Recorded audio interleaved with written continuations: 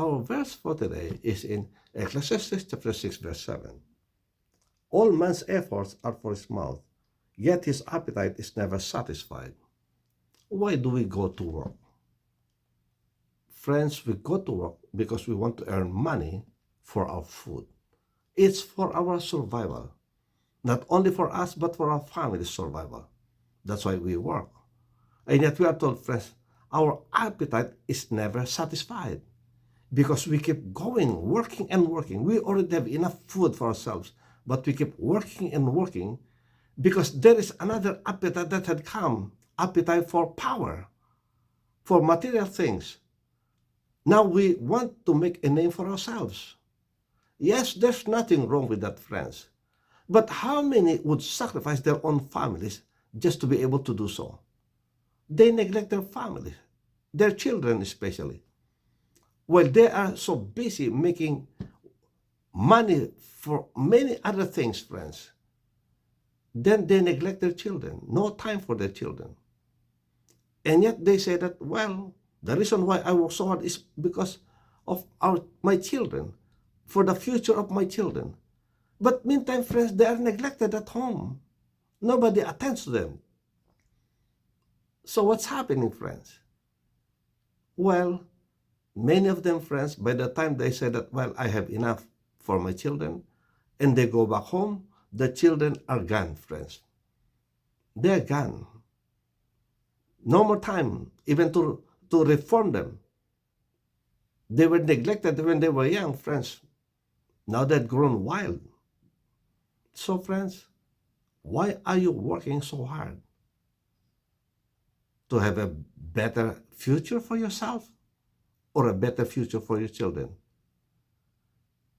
Well, what's wrong, friends, with not wearing new clothes every time? What's wrong with not driving a new car? What's wrong with living in an ordinary house, not a brand new one? What's wrong with that? Friends, contentment is so critical. That's why the Apostle Paul was emphasizing godliness with contentment is great gain. If you have food, if you have clothing, he said that that's enough, more than enough. But how many of us, friends, would go beyond that? And we keep going. Meantime, we sacrifice our families, our relationship. Meantime, we even neglect to seek the Lord and to serve the Lord, as if it's now within our power to make things happen. But remember this, that it is the Lord that has given us the power and the ability to make wealth. And so why don't we go to Him? If that is the case, friends, He can make us even wealthier. Meantime, we can attend to everything else that we get to attend to, because He is guiding us. He is leading us. We don't neglect our children. We raise them in the church. We instruct them in the Word. Friends, is that a better way, friends, of building a family? Our children is our true treasure. So treasure them. Our family is our treasure. Let's treasure our family. Let's not sacrifice our family. Let's not go after things that don't satisfy us in the end. Why don't we just concentrate on our family now and enjoy what we have? Yes, if you have the opportunity to make wealth, because it's God that gives you the power and ability to make wealth, why don't you just use it? But meantime, don't neglect your family. Don't neglect your service to the Lord. And learn to be content. It's only in learning to be content, friends, that you can have a true, enjoyable life.